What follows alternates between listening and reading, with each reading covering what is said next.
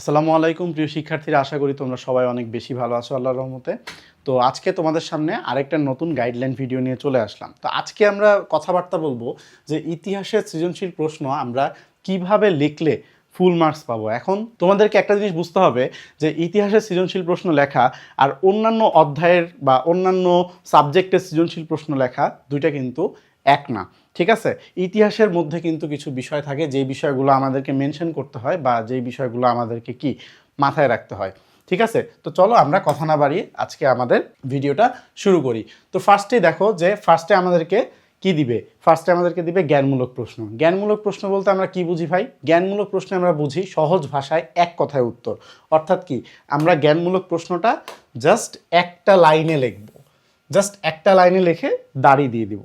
আমার আর এখানে কোনো ঝামেলা করতে হবে না, কিচ্ছু করতে হবে না, শেষ। সাপোজ তোমাকে উদাহরণস্বরূপ বললো যে পলাশির যুদ্ধ কত সালে হয়। পলাশির যুদ্ধ কত সালে হয় বলো তো? 1757 সালে। এখন তুমি জাস্ট এখানে লিখবা যে পলাশির যুদ্ধ হয় 1757 সালে, দিয়ে তুমি তারপরে দাঁড়িয়ে দিয়ে দিবা। তোমাকে আর অন্য কোনো কিছু লিখতে হবে না। জ্ঞানমূলক প্রশ্নে তোমাকে অন্য কোনো কিছু লিখতে হবে না। জ্ঞানমূলক প্রশ্ন জাস্ট এতটুকুই, তুমি এক লাইনে উত্তর লিখে দিবা। ওকে, তারপরে আসো যে অনুধাবনমূলক প্রশ্ন, ঠিক আছে। এখন অনুধাবনমূলক প্রশ্নের ক্ষেত্রে আমরা যে জিনিসটা ফলো করব সেটা হচ্ছে যে অনুধাবনমূলক প্রশ্নের ক্ষেত্রে আমাদেরকে প্রশ্নে যা দিবে সেই কন্টেন্টটা দেখার পরে আমরা আগে সেই কন্টেন্টটা কি এক লাইনে উত্তর লিখব। ফার্স্টে কি করব, এক লাইনে আগে আমাদের মূল উত্তরটা লিখে ফেলবো। তাহলে প্রথম লাইনে আমরা কি লিখব? প্রথম লাইনে আমরা লিখব হচ্ছে আমাদের মূল উত্তর। প্রথম লাইনে লিখব আমাদের মূল উত্তর। তারপরে আমরা চলে যাব কি, তারপরে আমরা চলে যাব হচ্ছে পরে সেটার একটা শর্ট ব্যাখ্যাতে, ঠিক আছে। এখন সাপোজ তুমি একটা পেজে যদি তুমি ফার্স্টে তুমি যদি লেখো ক নাম্বার, তারপরে তুমি যদি লেখো খ নাম্বার, তাহলে সেই খ নাম্বারটা তোমার পেজের অর্ধেক কভার করতে হবে। অর্থাৎ খ নাম্বারটা কি একটু বড় হবে।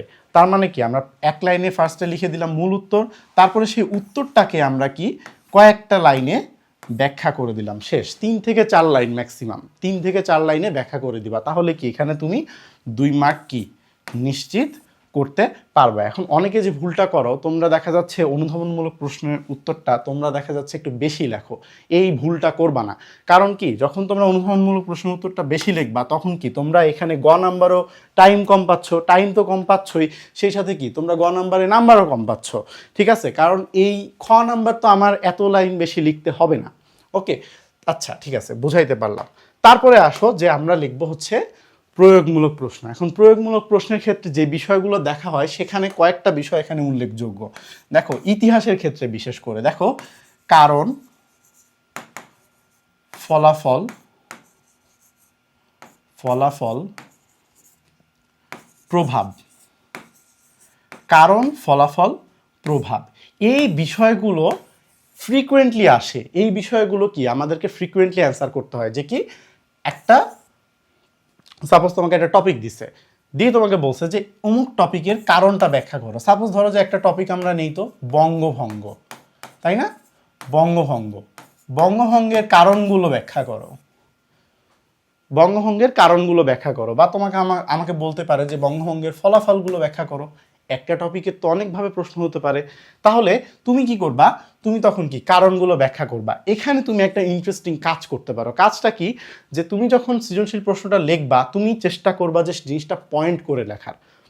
যদি পয়েন্ট করে লেখা পসিবল হয়, আর যদি জিনিসটা ডেসক্রিপটিভ হয়, সাপোজ আমার সৃজনশীলটা পয়েন্ট করে লেখা যাচ্ছে না, জিনিসটা হচ্ছে কি, জিনিসটা ডেসক্রিপটিভ, তাহলে কি তুমি ডেসক্রিপটিভভাবে লিখবা, ঠিক আছে, ব্যাখ্যামূলকভাবেই তুমি লিখবা, তোমার ওখানে পয়েন্ট করে লেখার প্রয়োজন নাই। তো ফার্স্টে আমরা কি করব, ফার্স্টে আমরা উদ্দীপকের কথাটা একটু বেশি উল্লেখ করব। উদ্দীপকের কথাটা অর্থাৎ আমরা আগে উদ্দীপক উল্লেখ করব। ফার্স্টে এক লাইনে আগে অ্যান্সারটা লিখে নিব। গ নাম্বারের ক্ষেত্রে আগে এক লাইনে অ্যান্সারটা লিখে নিব, তারপর উদ্দীপকের কথা উল্লেখ করব, তারপরে কি আমরা আমাদের বইয়ের বা পাঠ্য বইয়ের রিলেটেড যে কথাগুলো আছে সেই কথাগুলো কি আমরা এখানে উল্লেখ করব। উল্লেখ করার পর কি করব, আমরা উল্লেখ করার পর আমরা লাস্টে কি একটা সুন্দর কনক্লুশন টেনে দিব। লাস্টে কি আমরা একটা সুন্দর কনক্লুশন টেনে দিব। তাহলে কি হবে, যে আমাদের গ নাম্বারটা খুব সুন্দরভাবে লেখা হয়ে যাবে। এবং আমরা কিন্তু গ নাম্বার কখনোই 1 পেজের বেশি লিখব না। গ নাম্বার কি আমরা কখনো 1 পৃষ্ঠার বেশি লিখব না। 1 পৃষ্ঠার বেশি লেখা যাবে না। ঠিক আছে, 1 পৃষ্ঠার বেশি যদি তোমার দেখা যাচ্ছে গ নাম্বার একেবারে দেখা যাচ্ছে 1 পৃষ্ঠা যদি ছাড়াই যায়, ঠিক আছে, 1-2 লাইন যাইতে পারে, বাট তোমরা কি চেষ্টা করবা যে গ নাম্বারটা 1 পৃষ্ঠার মধ্যেই শেষ করার। ঠিক আছে, এবার চলে আসো যে ঘ নাম্বারের ক্ষেত্রে। এখন ঘ নাম্বারের ক্ষেত্রে আমরা যেই জিনিসটা মাথায় রাখবো সেটা হচ্ছে যে এখানে তোমাকে ম্যাক্সিমাম দিবে কি, ম্যাক্সিমাম এখানে তোমাকে দিবে হচ্ছে বিশ্লেষণ। তোমাকে এই জিনিসগুলো দিবে, দেখো তোমাকে দিবে হচ্ছে বিশ্লেষণ দিবে, বা তোমাকে হচ্ছে তুলনা দিবে, তোমাকে হচ্ছে কি ব্যাখ্যা দিবে। বিশ্লেষণ, তুলনা, ব্যাখ্যা, এই কয়েকটা জিনিস তোমাকে কিন্তু এখানে কিন্তু দিবে। অথবা তোমাকে এভাবেও দিতে পারে, এখানে তোমাকে প্রভাবও দিতে পারে, বা সাপোজ তোমাকে গ নাম্বারে হচ্ছে তোমাকে দিল সমস্যা, মানে প্রতিবন্ধকতা,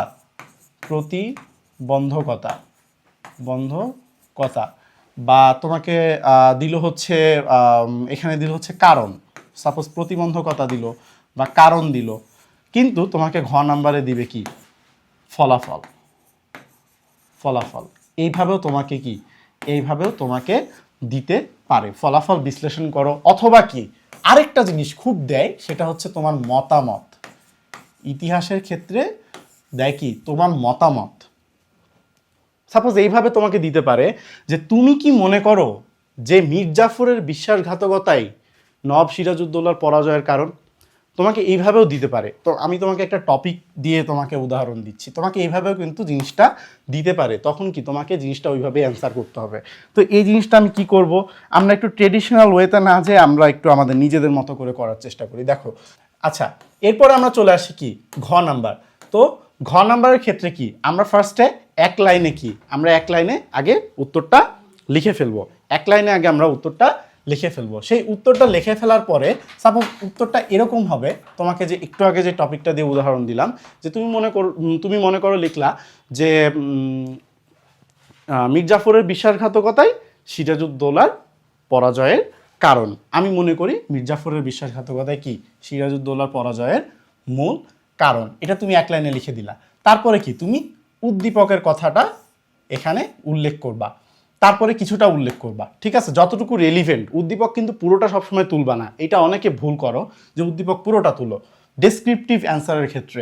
তারপরে দেখো, তারপরে কি তুমি উদ্দীপক রিলেটেড বইয়ের কথাগুলো উল্লেখ করবা এবং কয়েক লাইনে। এবং তারপরে কি নিজের যে ওপিনিয়ন, অর্থাৎ তুমি যে এই প্রশ্নে তুমি নিজের যে অপিনিয়নটা, তোমার কাছে যে সাপোজ তোমার কাছে মতামত চাইছে, তোমার কাছে হচ্ছে প্রভাব চাইছে, বা যেটাই চাক না কেন, তুমি এখানে কি উদ্দীপক আর বই মিলায়ে তুমি নিজে আসলে কি বুঝছো সেইটা তুমি এখানে ব্যাখ্যা করে দিব। এবং ঘ নাম্বারের ক্ষেত্রে অবশ্যই ঘ নাম্বার কি 1.5 পেজের বেশি যাবে না। 1.5 পেজ হইলেই তোমাকে মোটামুটি, তুমি যদি 1.5 পেজ একটু কন্টেন্টটা ঠিক রেখে যদি তুমি লিখতে পারো, তোমাকে কিন্তু টিচার এমনিতেই 4 না হোক তোমাকে 3 মিনিমাম, তোমাকে এখানে 3 দিয়ে 4-এ 3 দিতে বাধ্য।